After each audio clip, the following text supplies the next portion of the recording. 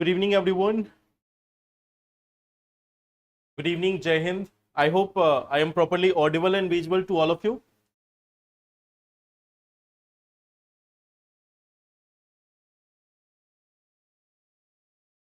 Good evening.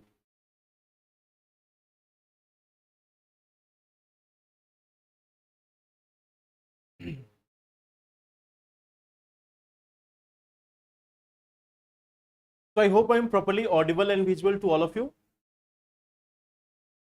Good evening.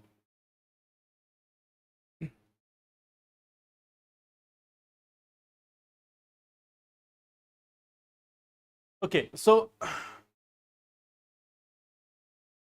in the last session,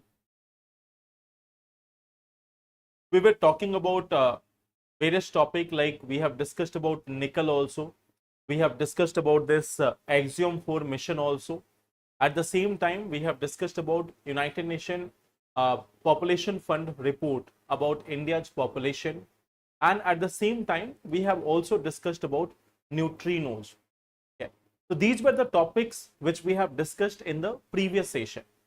At the same time, last day, you all know that result of UPSC prelims was also announced. And I think you may have gone through it, you may have checked the result. So that is one part. Now we have discussed about it last day also, that those who have been successful, this is the time when you have to start preparing for mains in full-fledged manner. And those who could not clear it, like I have been getting many messages from those who have not been able to clear it. So remember one thing, it's not like this was the last exam. When I talk to you, I know that most of you who are attending this session, I know that you have given one or two attempt. Most of you have given one or two attempt. You are in the early phase. Maybe you didn't have that much of experience to how to keep that calm in the exam. Some of you may have not done well in CSAT. So for some of you, it may have been there in GS paper 1. So this is a part of learning. This is something from which we have to always learn, we have to adapt, and then we have to become much more stronger. So this is one thing which you have to always do. Like you may have seen that many of the selected candidates, they have got this success in the last attempt. So I'm not saying that you have to wait till the last attempt. What I am trying to say, that this exam, this result which was declared yesterday, it should be a learning for you, that you have to stay dedicated to the process. Now, one mistake which I am seeing in many of you, that some of you have started saying that now I will focus on state PCS exam. Some of you are saying that you are going to see for other exams also. Now, those who are having any such time limit, that you have only 1 year or you have only 2 years, yes, of course, you can look for it. But those who have just started, you are of 21 years, 22 years, and at this age, if you have just like not been able to clear one time, and then you are thinking about changing the entire preparation plan, preparation strategy, so it's not good. You have to stick to your goal.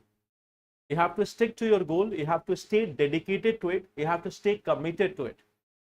You have seen many of the athletes, many of the athletes who have been there in the Olympics, or many of the players who have been there, they have given so much of time. They have given so much of time for clearing that examination. The only thing, or sorry, getting their success in their game. So we have numerous examples that even if people are failing, they are not moving away from the goal. They are not moving away or diverting their attention. For those people who have limited time, or those who have other responsibilities, for you, I can understand that yes, you have to look for other things also. But those who are new in this, those who have just started, you have to stay dedicated and committed for at least one more year. So you have to stay dedicated for this for at least 1 year. Don't deviate from here. That I will also start preparing for state pieces now. I will also give that exam or this exam. No, stay focused for 1 year. Give your full focus, full attention to the exam, and then after you can decide. And if you give that 1 year, you won't have to decide anything. You will clear the exam.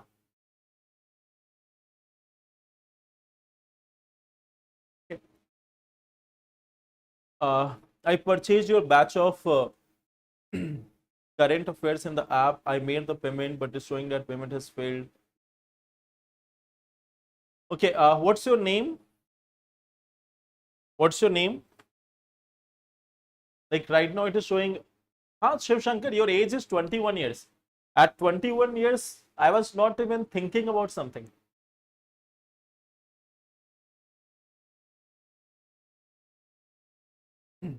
So nowadays we see that the new generation, it is thinking that by 21 years itself, you have to take all the responsibilities.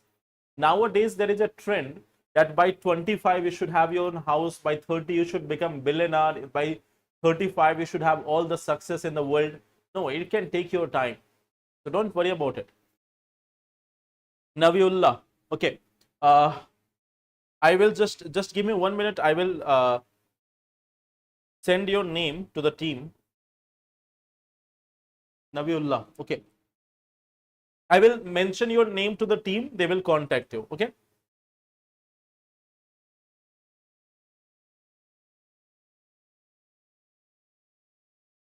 Okay, Navi, I will mention your name to the team and they will definitely talk to you about this. Okay. So let's start this. Let's start today's session. One more thing, like today there has been one very tragic accident. One of the Air India flight, we have seen that one of the Air India flight has crashed near Ahmedabad, and more than 130 people have died due to that tragic accident. So first of all, our condolences to the family members, to all those who have been affected. Yeah. So last a few days ago, we were talking about train accidents in India. And then again, we have this aircraft crash.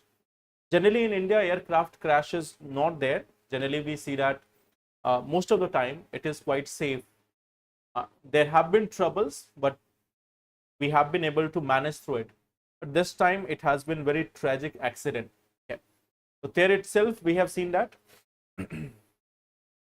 there was this, the news are coming that more than all the passengers, 242, yes, 242 people.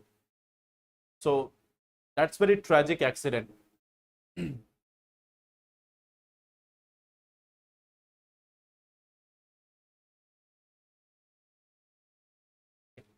So our condolences to the family member.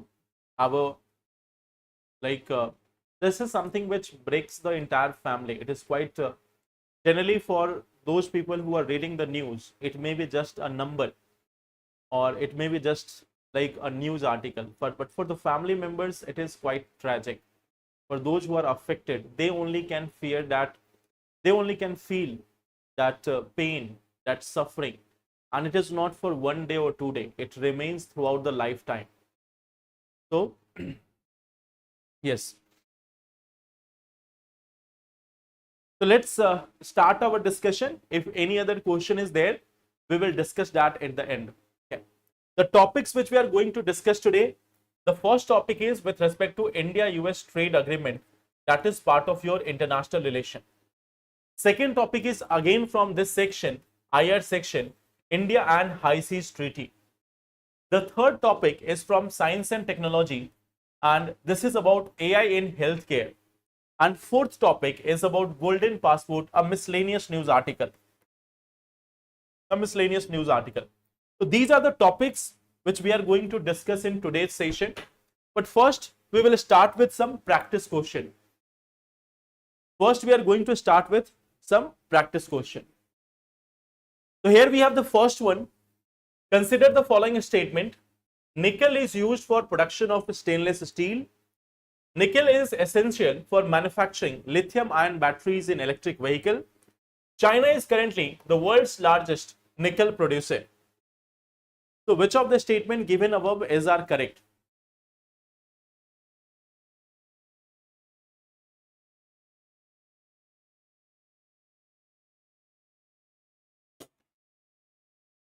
We are preparing for net JRF also. Okay. With optional, you can go for it. You can go for it with your optional, no problem in that. So here I think everyone can answer this quite easily. 1 and 2 is correct. The third option is incorrect. China is not the largest producer, it is Indonesia. So we have seen that last day itself that it is not China, rather it is Indonesia. Then coming to the next part, the International Space Station has the same orbit time as that of Moon. The Axiom mission is a joint mission of NASA and ISRO. The Axiom 4 mission is planned to be launched through GSLV Mark III. So this is the question number 2 about the Axiom 4 mission. How many statements given above are correct?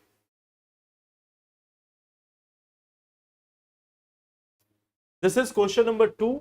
Consider the following statement. International Space Station at the same orbit time as that of Moon.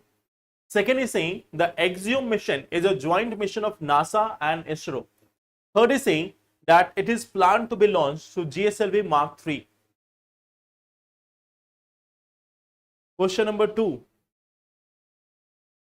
So this one is a little bit confusing. I think different answers are there. A option, D option, B option also. Look at this. International Space Station has same orbit time as that of Moon. That is incorrect. We know that Moon, like this International Space Station is able to cover around the entire Earth in just 90 minutes. So here that is incorrect. The Axiom 4 mission is planned to be launched through GSLV Mark III. That is also wrong. It is Falcon 9. Okay. So that third plan, the third statement is also wrong. The Axiom mission is a joint mission of NASA and ISRO. Now this stands correct. So now we see that there is an agreement. There is an agreement between SpaceX, Axiom, NASA, and ISRO. All these 4 are now partners. Sorry. All these 4 are now partners in this mission. They are all partners in this mission. Axiom company is also there. SpaceX is there. NASA is there. ISRO is there. So they all are part of it.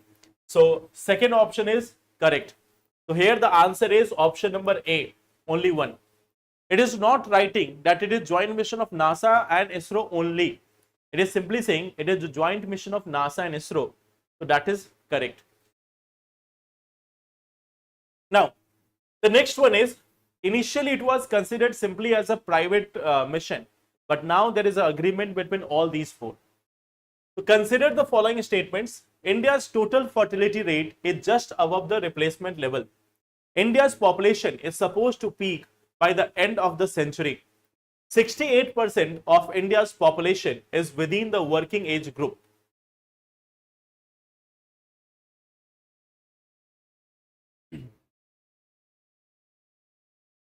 No, it's not European Space Agency. It is basically Axiom, the private company. Then we have the NASA also. Then we have ISRO also. Okay. And even SpaceX is there. So NASA and ISRO are also part of it.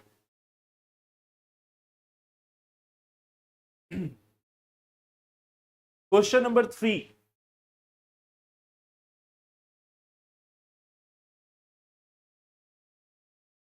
So I think in there, everyone is going for option A. Don't copy each other's answer. You should give different answer. A option, B option, C option, D option. So try to give different answers. Third is correct. So India's total fertility rate is just above replacement level. That is wrong. 1.9. India's population is supposed to peak by the end of century. That is also incorrect. India's population is supposed to peak by 2065-70, and then by 2100 it is supposed to decline. It is supposed to decline. So this second option is also incorrect. 68% of India's population is within working age group 15 to 64 years. So that is also correct. So here the answer is option number A, that is only one. Now coming to one last topic, one last question. Consider the following. They are called as ghost particles. They have no electrical charge and their mass is also negligible. They are produced during the nuclear reactions in stars. How many of the following are correct with respect to neutrinos?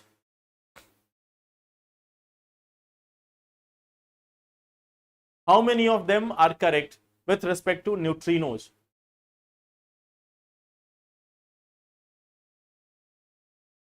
Yes, democracy. That's why I also choose the option A. So this is question number 4.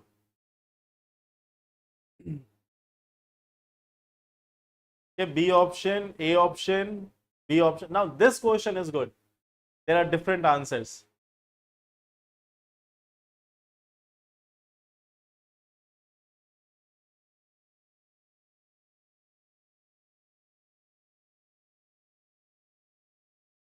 The same answer, B only. Good evening, Neelu. Okay, so if we look at this, they are called as ghost particle. That is correct. They have no electrical charge and their mass is also negligible. That is also correct. Now, why the third one is incorrect? It is saying that they are produced during the nuclear reactions in the star. So when there is nuclear disintegration or other things going on, there can be production of neutrinos. There can be production of neutrinos. Nuclear reactions means alpha or beta decay. Alpha beta decay. Last day I told you that during the supernova explosion or other events, there is alpha beta decay. So during that time, there can be formation of neutrinos. So this third question is also, third statement is also correct, that during nuclear reactions in the star, there can be formation of neutrinos. So both these three are correct here. Answer will be C option. Okay. So here the nuclear reactions means the alpha beta decay. Alpha decay or beta decay. So these are simply the nuclear reactions. Especially during the beta decay, we can see that there is formation of neutrinos. Okay. During the beta decay, there can be formation of neutrinos. So these three are correct. The answer will be C option, all three. So that were the questions which we have discussed. So this time I didn't copy your answer. This time I have given the answer from myself. Okay. So answer is C option. Now we are coming to this topic, India-US trade agreement. India-US trade agreement. Now see, right now no agreement has been finalized. Right now no agreement has been finalized. So what we will try to do, we will try to understand that what are the major contentions, what are the major issue between India and United States with respect to trade. We are not talking about other issues like what Trump says or what India says, what Shashi Tharoor says. So we are not going to talk about that. Here we are going to confine our discussion with respect to trade relation. That in terms of trade, what is the issue between India and United States? Okay. So let's discuss this. Trade issues.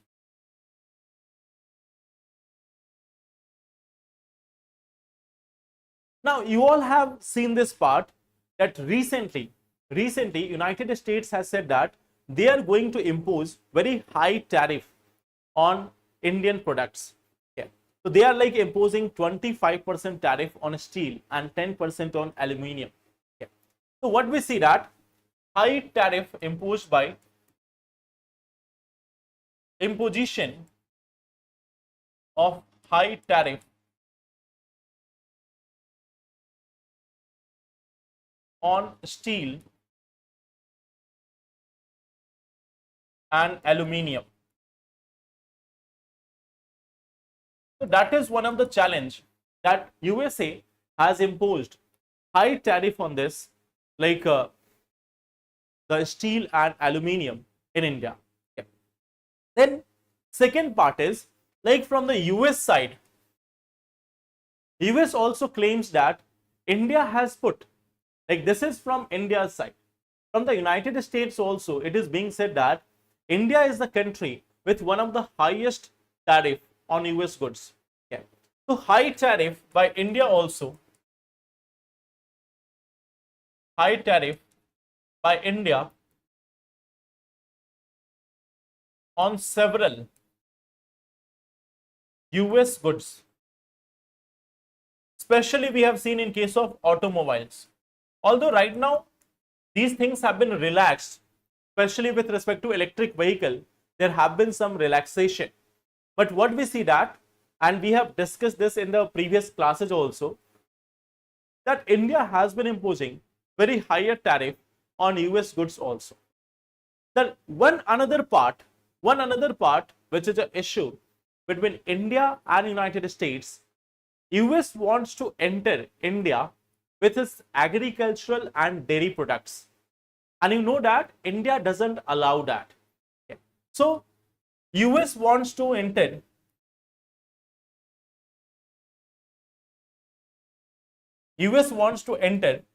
agri and dairy sector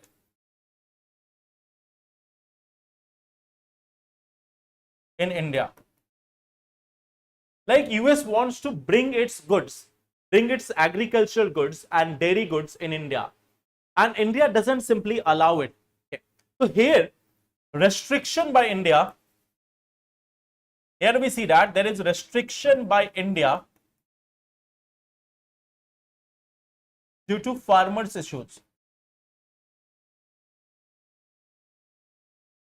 We know that our agriculture is not so much competitive as compared to the agriculture of other countries.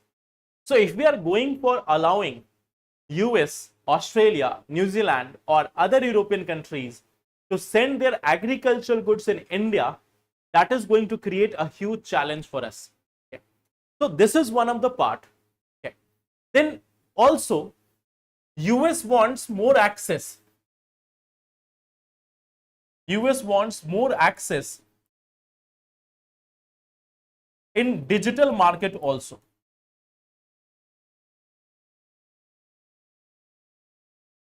They are already there. They are already there in India. They have all web browsers to data servers and all.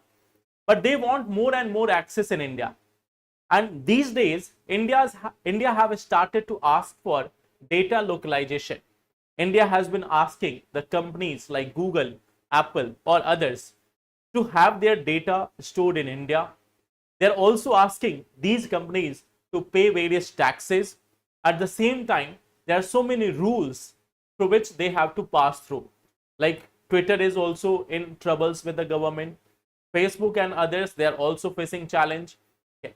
So many of the digital providers, they are wanting more and more ease in India. So that is also one part. Then what we see that in case of US, like US imposes, if we talk about this, US imposes non-tariff barrier on Indian goods. Can you tell me what is non-tariff barrier?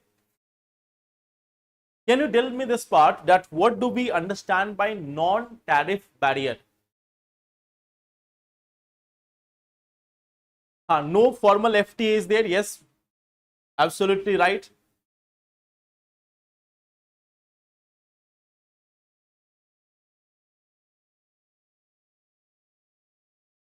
अच्छा, note से बाहर answer नहीं देते. UPSC is asking something outside from the books also. So I take that leverage. मैं पहले से आपको तैयार कर रहा हूँ, so that if UPSC is asking anything outside that ambit of the topic which you have read, you should be ready for it. Yes, non-tariff barrier means quality restrictions. Sometimes if let's say we are sending tomatoes, to US, so they are saying that these tomatoes have been produced using insecticides or pesticides, or there is high level of fertilizers in that, so we are rejecting. Sometimes when we are sending goods over there, they are saying that you may have used child labor in India for producing this, so that's why we are not taking it. Sometimes they are saying that it may have environmental challenges, it may have environmental issues in India, it may have created environmental issues in India, so that's why we are not taking it. So environmental restrictions, quality restrictions, these nonsense things like that we are using child labor, we are using this insecticide, pesticides, etc. So these things are generally used for returning back the goods. You may have seen recently some of the mangoes were sent. Who rejects the mangoes? Like they have sent back the mangoes. Okay. Yes, mango wala case. So we have seen that they have rejected the mangoes from India. Who rejects the mango? Like if you give mangoes to anyone in India, they will never reject that. Mango, like how someone can reject mango? So this is one challenge with United States. They are sending back various goods items back to India under this part. So these are challenges plus various disputes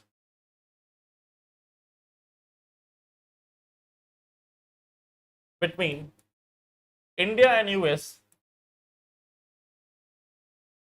in WTO. India and US are having several disputes. India and US are having several disputes in the World Trade Organization. Okay. So this is one of the challenge that in case of India and US, there are certain trade related issues. And nowadays what we have seen that they have already done a trade deal with China. Like Trump has announced it in bold and capital letter that the deal with China is done. Okay. So what deal is that? The details may come later, but they have already done a deal with China. But the deal with US cannot be for a very long period of time. Generally what happens that, just to give an example, Donald Trump was the president of United States from 2017 to 2020. In 2018, Donald Trump had signed a trade deal with Canada. When he returned to power in 2025, he said that this is quite a nonsense deal. Anyone would be stupid to sign this deal. So he thought that in 2017-18, Joe Biden was the president. So he has called a deal which was signed by himself as stupid just 4 or 5 years later. That just after not 5 years, 6 years later, he has called the deal to be stupid. The same deal was signed only by Donald Trump himself. But this is how it goes with US. You may have seen in 2015 US joined Paris Agreement. Then after 2016 US left Paris deal. 2021 US rejoined Paris deal. 2024 US again quitted from Paris deal. So US is like this, they don't have a trade policy continuity. They don't have a continuity in climate deals. So there is so many things which changes on from time to time. So they are having their own issues. Okay. Yes. Yes, farmers in India have lost many a times. Farmers in India have lost many a times due to these like non-tariff barriers by US and European countries. The first thing is this, that what is the trade issue between India and United States? Right now, we are not talking about that what would be the deal, because there is no benefit in talking about what can be the deal. Let the deal be finalized. Then again, we will talk about this, that what deal has been finalized between India and United States. If it is done, we will talk about it. Okay. Now, coming to the next part, that is High Sea Treaty. There is one thing called as High Seas Treaty.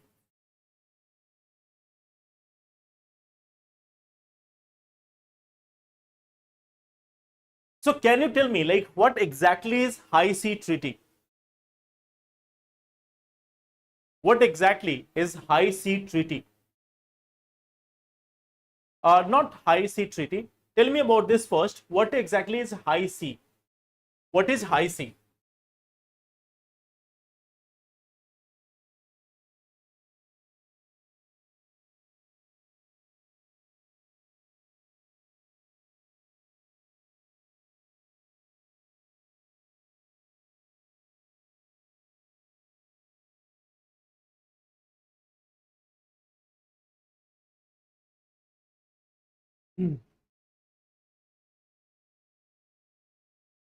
What is High Sea?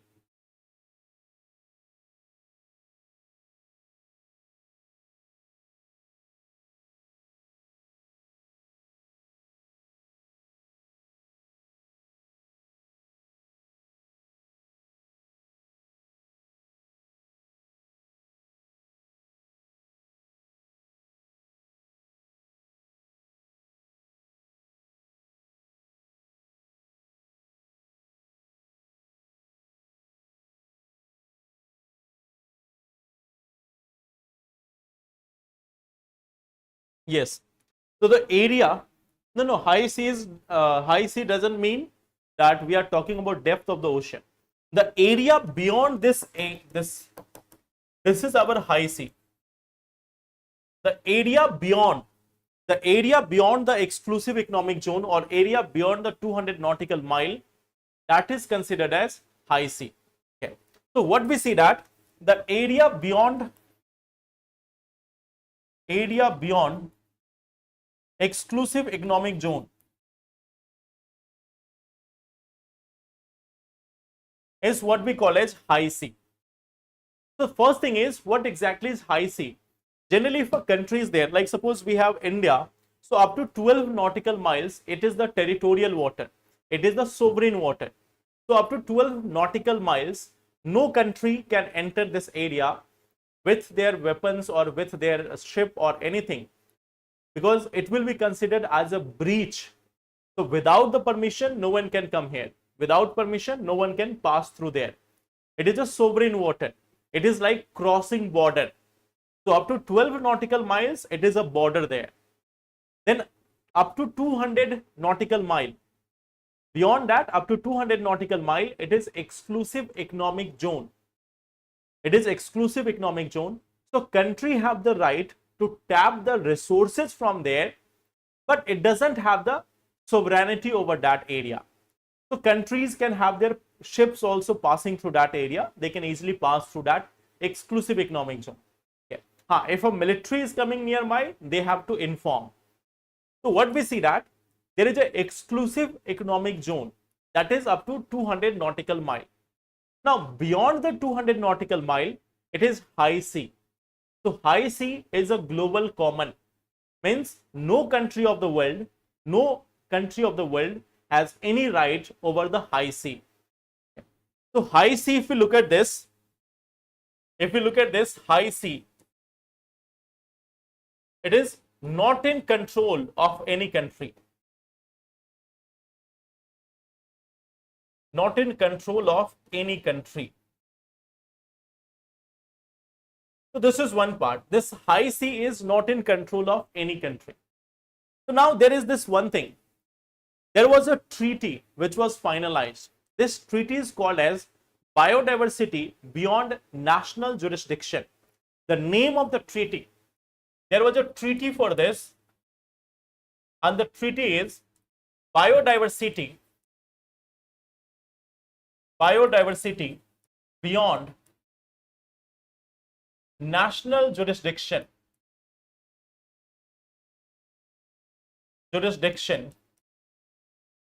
Treaty. So this is the actual name of the treaty, Biodiversity Beyond Natural Jurisdiction Treaty. So sorry, national, not natural. Biodiversity Beyond National Jurisdiction Treaty. So High Sea Treaty is the common name. It is the informal name. This is simply called as the High Sea Treaty. In common words, it is called as High Sea Treaty. but its actual name is Biodiversity Beyond National Jurisdiction. That is the name of the treaty. So it has been finalized by United Nations, and as the name is indicating this, it is about conservation and sustainable use of marine biodiversity. Okay. So this treaty is all about conservation and sustainable use. It is about conservation and sustainable use of marine biodiversity. That those biodiversity which is there in the high sea region, they will be controlled under this. So under this treaty, there is going to be regulation of marine genetic resources and even environmental impact assessment. It also calls for environmental impact assessment. Means if a ship is passing through that area, if any project is there, so they will also be evaluating this. There will be an environmental impact assessment. Okay. So there is going to be regulation. There is going to be regulation of marine genetic resources,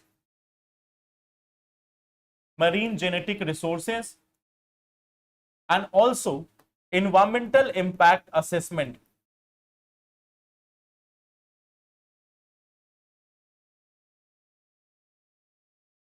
So this is the treaty all about. This is the nature of the treaty. It is calling about this conservation of marine areas and all. So right now what we see that, right now this treaty has been ratified by near about 50 countries. It has been ratified. This has been ratified by 60 countries. Sorry, 50 countries approximately. Okay. That approx 50 countries, 49 is there, but I am writing like suppose tomorrow someone ratifies it, then what we can do? So approximately 50 countries have ratified it.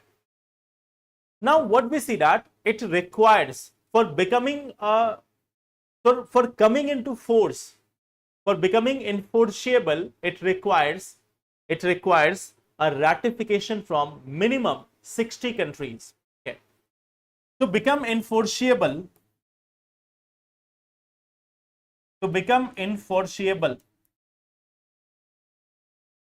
it requires ratification by 60 countries. Now tell me one thing, although I think you might be aware about this, but tell me one thing, what do we mean by ratification? There is one thing called as signing the treaty. There is one thing which is called as signing the treaty.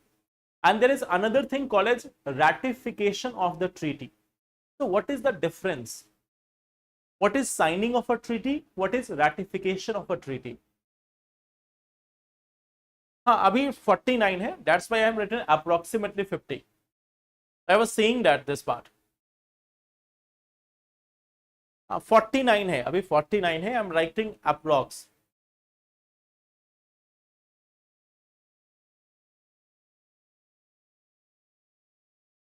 This is approx. To be actual, it is 49 only. Ratification means binding, signing means not binding. Like, see, suppose that Prime Minister is going to any of the meeting. Prime Minister went to any of the meeting, and suppose there was a lot of pressure that okay, you should also sign it, you should also sign it.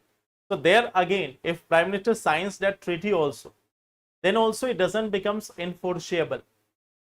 If it has been signed, then first it will be brought in India. There will be a discussion in the Parliament. If Parliament approves it, if the Parliament of India approves it, then only we get it. We say that it is ratified. So ratification means it will require a formal approval by the government. Okay. Formal approval by the country or formal approval by the government. So ratification means we will have to pass a law in parliament to enforce that. Otherwise not. Okay. Because in our country, which law will be applicable? The law which has been passed by parliament. The law which has been passed by parliament, only that can be enforced in India, or Indian government can be bound only by that. Indian government will not be bound by any other rule. Indian government will be bound, or any other government will be bound only by the rule which they make for themselves. So they have to choose to ratify it, means to give a formal approval to it in their country. So here, that's why it requires this ratification. Now, like if we talk about this, why India is not signing it? Why India is not a member?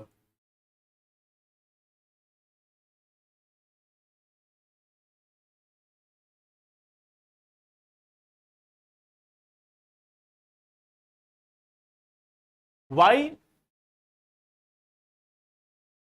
Yes, means consent to be legally bound by treaty. Yeah, correct. So tell me one thing, like why India has not become part of this treaty? Why India is not part of this treaty?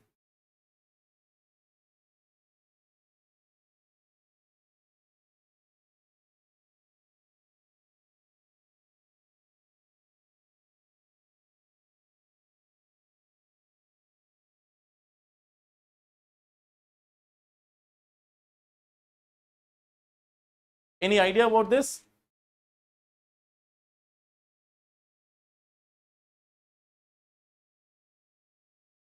Because we are developing country and we need resources. Okay, economic reason, of course, there is economic reason.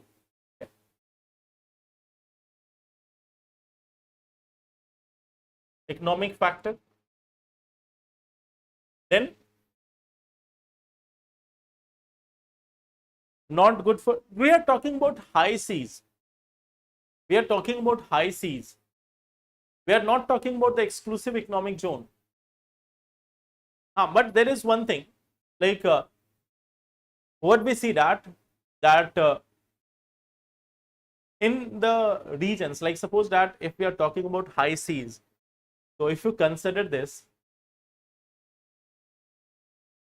the Indian Ocean region, sorry, the Bay of Bengal region, the Bay of Bengal region, the middle portion of it can be declared as a high sea region, because up to 200 nautical miles from both ends, still you will find that some region of Bay of Bengal may be declared as high sea.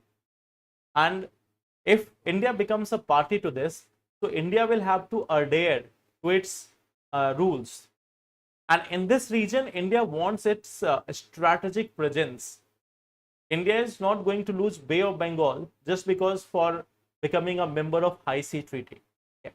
So there is a strategic region, strategic factors like control over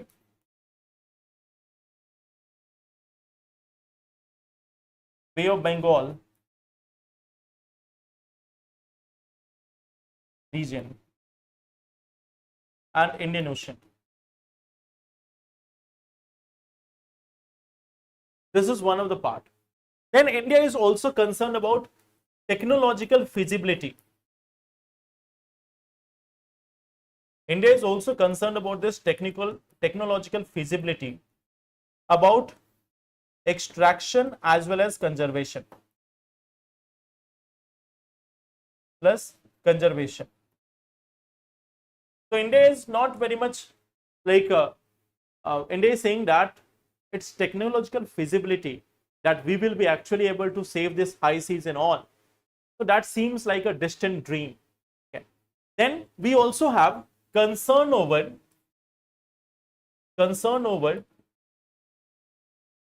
equitable sharing of benefit.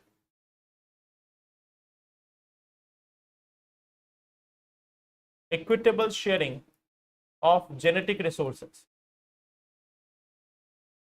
We also have this concern over equitable sharing of genetic resources.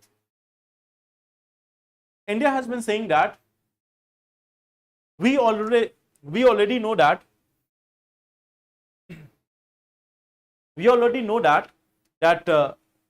there have been so many treaties, there have been so many deals with respect to conservation of environment.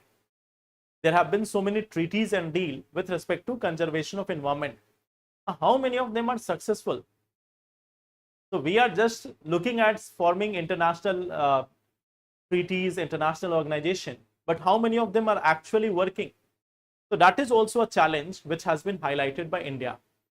Many of them are simply having conferences yearly, and then they forget all those things for 1 year. Then again, after 1 year, they have all those conferences. Even those people who are protesting for environment, they are doing it just annually. They have made an annual event.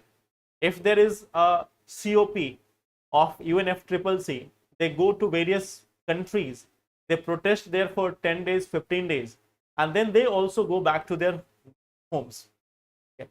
So this is one thing, that many a times what we are simply saying, that environmental matters are being ignored. There is only discussion, drama, and then again next year we will have the meeting. So this is one thing. So yes, main concern is sovereignty, main concern is strategic. All others are like simply additional things. Okay. So this is one part. Now, coming to the next topic, that is about AI in healthcare. AI in healthcare. So this is again a very important topic. Okay. So right now, if we look at the potential of AI, if we look at this potential of AI in healthcare, so can you tell me what can AI do? Potential of artificial intelligence in healthcare. What can this AI do in healthcare? So there are multiple things which can be there. There are multiple things which AI can perform. So can you tell me some of the things which AI can do in the present times?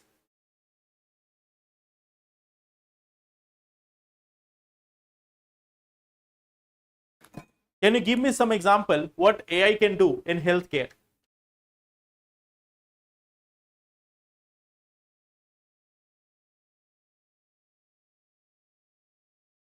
Okay, microsurgery, precision surgery, we can say. Yes, precision surgery, research, development of new drugs. What else? Like we can see multiple things which can be there. One is personalized care. One is the personalized care. Second thing, new drug development.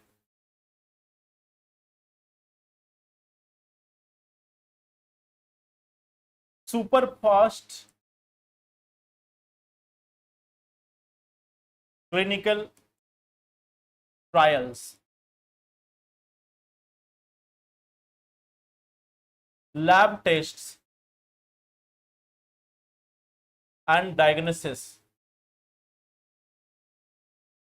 Lab test and diagnosis. Precision surgery.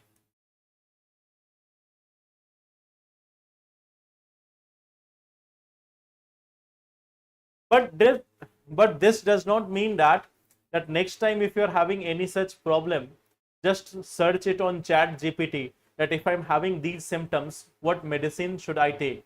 No, that Chat GPT is not sufficient enough to give you the medicines. Here, when we talk about this AI, we are not talking about the Chat GPT or other these chatbots. Okay. Here we mean to say that a specialized AI created for the health sector. It's not that if you are having next time fever, just in WhatsApp also nowadays we have this Meta AI.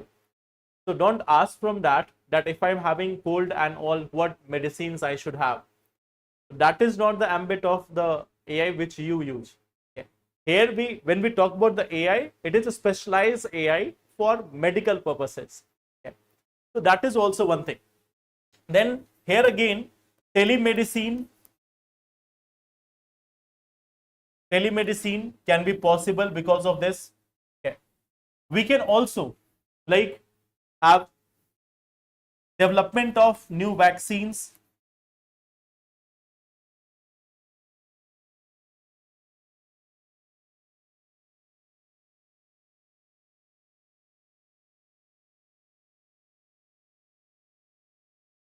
Fight against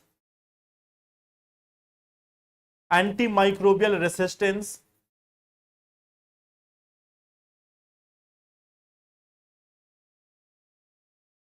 So these things may be helping. Okay. Even if you look at this, this can also help in mental health care.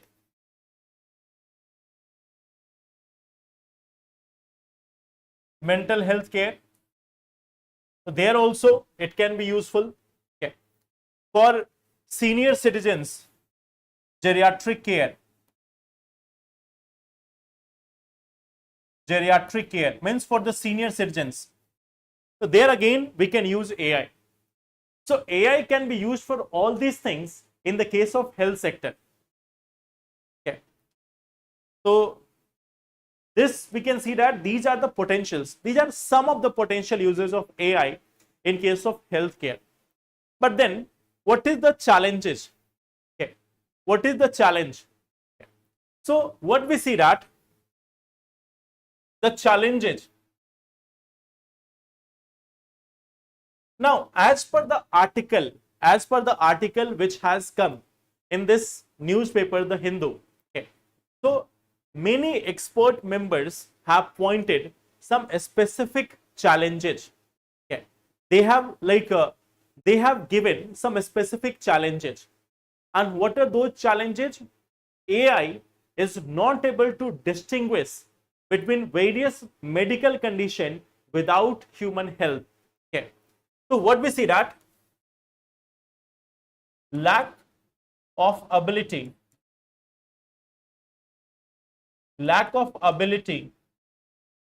to distinguish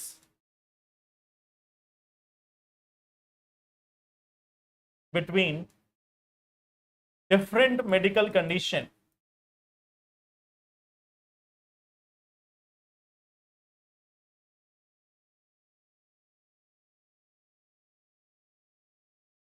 without human help. So this is one very important part, that AI is not actually to identify between different medical condition. Okay. Second part is error in AI predictions. Error in AI predictions. Okay. Many a times, like AI has not been very much successful in predicting various things, especially it has been seen that it has not been successful in diagnosing or predicting pregnancy. Okay. Example, pregnancy. So AI based tests for determining pregnancy has not been that much successful. So that is also one of the challenge. Okay. Then again, there is a challenge, and challenge is with respect to consent for collection of data.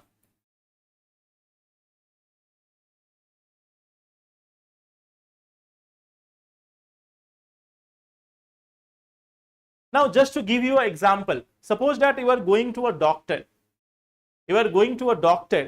And you are trying to show him some problems. If you are not you, let's say there is a person XYZ, and that person is going to a doctor. Doctor is able to diagnose a particular condition that is unique to that person XYZ. Okay. Now, the doctor will just remember that what is the condition. He will not be able to recall that where that person is living, what that person does, or the doctor will not have that much of time or that much of curiosity to interfere in the life of XYZ. Doctor will simply examine the medical condition and then he will just forget about it, because for a doctor there are so many cases which are coming. The doctor will not even share that data with anyone else. Most of the time, if a person is going to a doctor, their data, their privacy is secured, their privacy is maintained. Doctor doesn't talk about a patient with anyone else. But in case of AI, there is always a concern, the concern about the storing of data, concern about the decision making, concerned about the data sharing. That is one of the challenge. Okay. So here it is about consent for collection of data, use of data, plus like any type of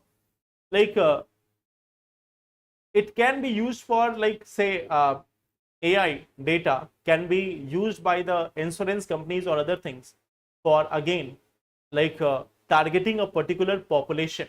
Okay. So possible misuse of data.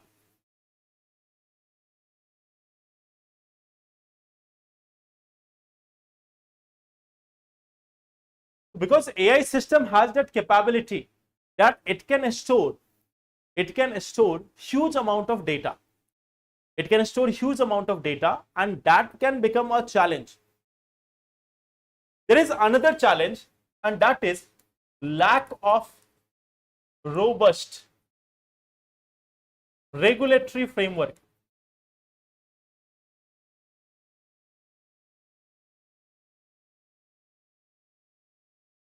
Like, think about this.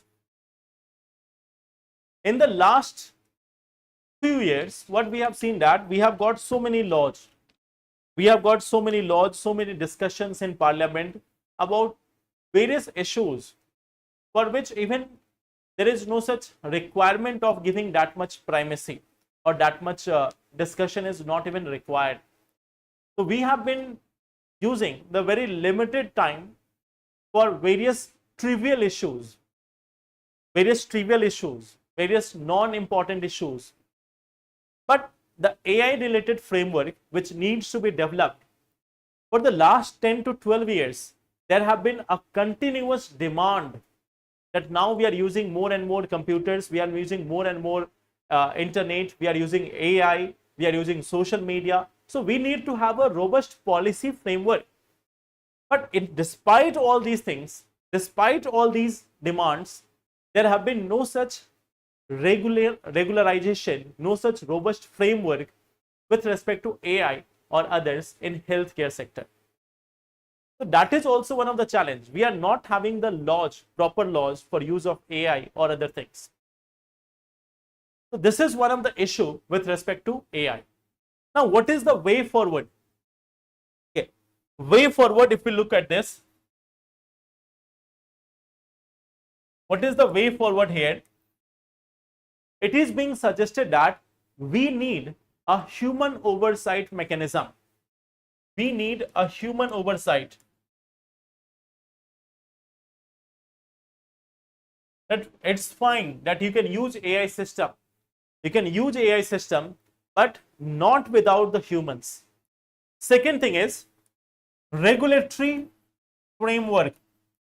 The next thing which we require is regulatory framework again. And the third thing which we require is training.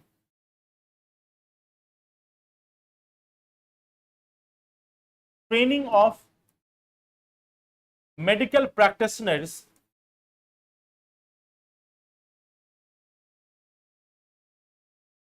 for optimum use of AI. This also we require that there must be a proper training of the medical professionals so that they can use the AI in an effective manner.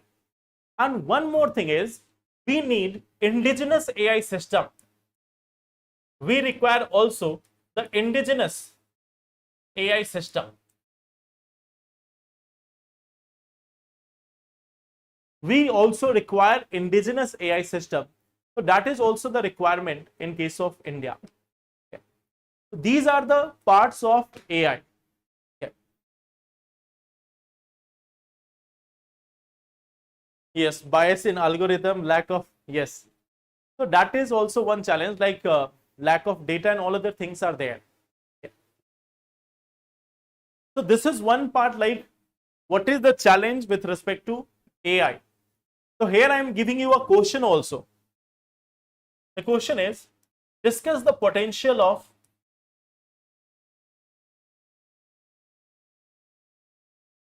AI in healthcare.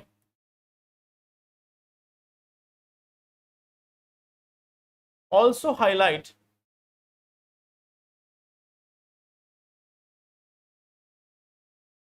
the challenges with respect to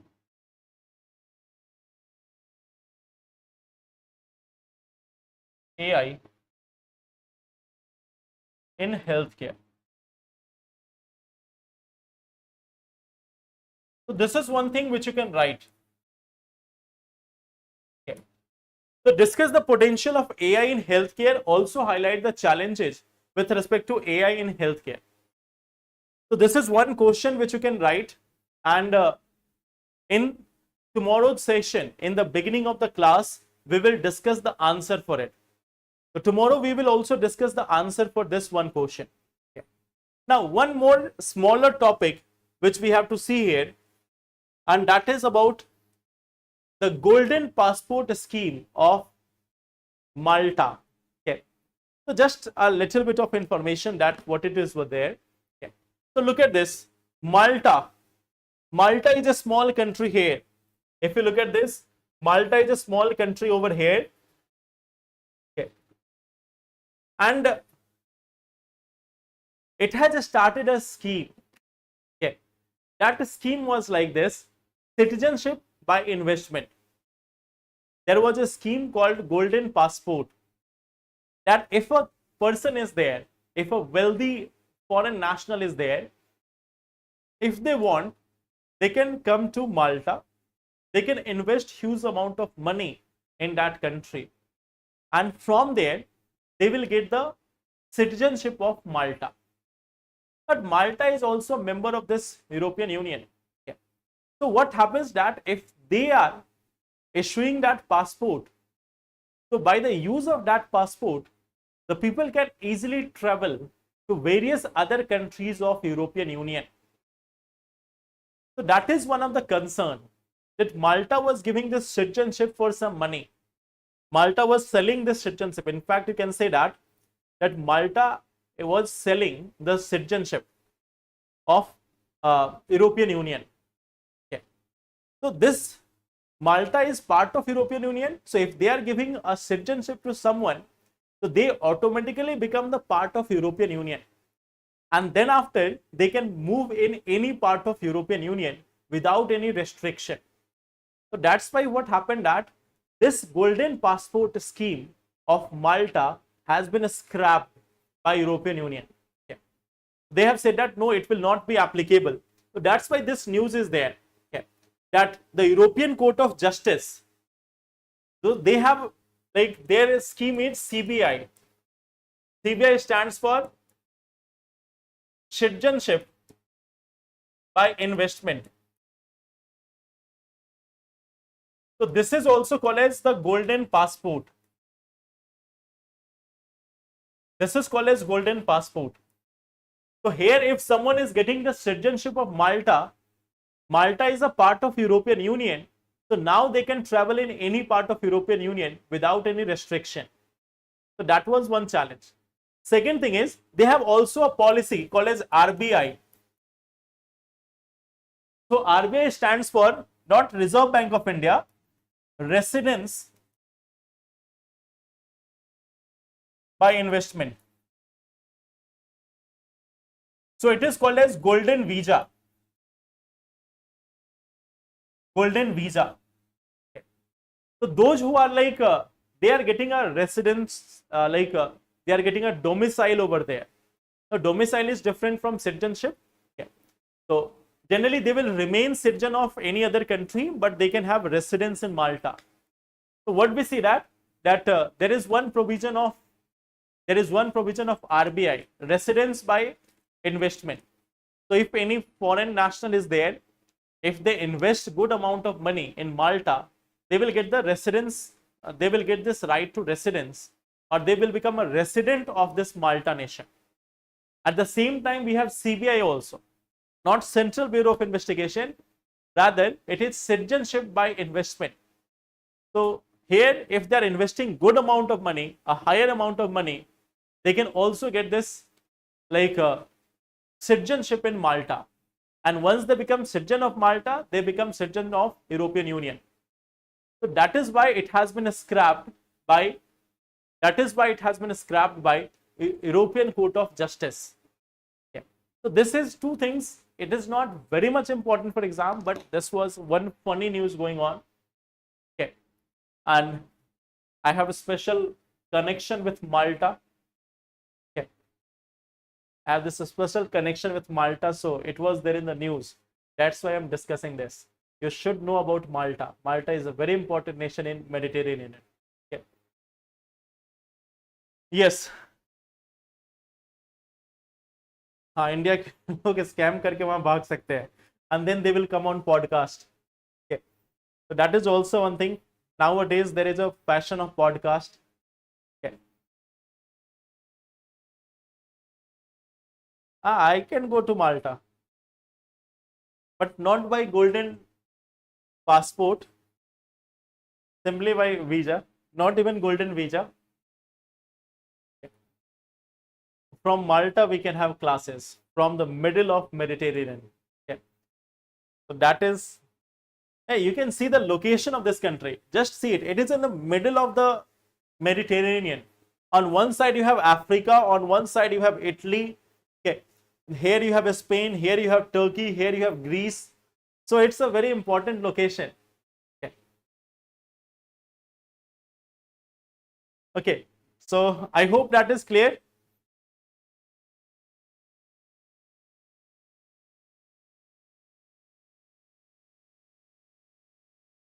So I think that will be all for today. Tomorrow we are going to discuss that question, that discuss the potential use of AI in healthcare, and also highlight the issues with respect to use of AI in healthcare. So write on this question, and tomorrow we will discuss the model answer of it. Okay. That will be all for today. Thank you everyone. Take care and all the best. Thank you.